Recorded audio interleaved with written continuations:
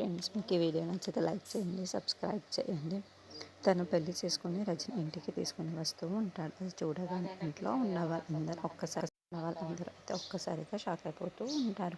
ఏంటి వీడు వెన్నెలని పెళ్లి చేసుకుని ఇంటికి తీసుకొని వచ్చాడు అని చెప్పేసి అనుకుంటూ అక్కడ ఉన్న వాళ్ళందరూ శంకర్ వైపుకు చూస్తూ ఉంటారు. ఆ మాటలు వినగానే అక్కడున్న శంకర్, ఇదైతే నేను మామూలుగా కట్టేశాను, దీన్ని దంచిస్తే తగ్గిపోతుంది కదా అని చెప్పేసి వెన్నెల మెల్ల ఉన్న తాళిని గట్టిగా తీసుకుని లాగుతూ ఉంటాడు.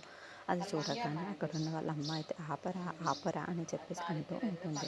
ఇంతలో అక్కడున్న శంకర్ మాత్రం నువ్వు ఆగమ్మ అని చెప్పేసి వెన్నెల మెడలో ఉన్న తాళిని అయితే గట్టిగా దంచేసి చూపిస్తూ ఉంటాడు. అది చూడగానే అక్కడున్న వెన్నెల ఇంట్లో ఉన్న వాళ్ళందరూ ఒక్కసారిగా షాక్ అయిపోయి శంకర్ వైపు అలా చూస్తూ ఉండిపోతారు.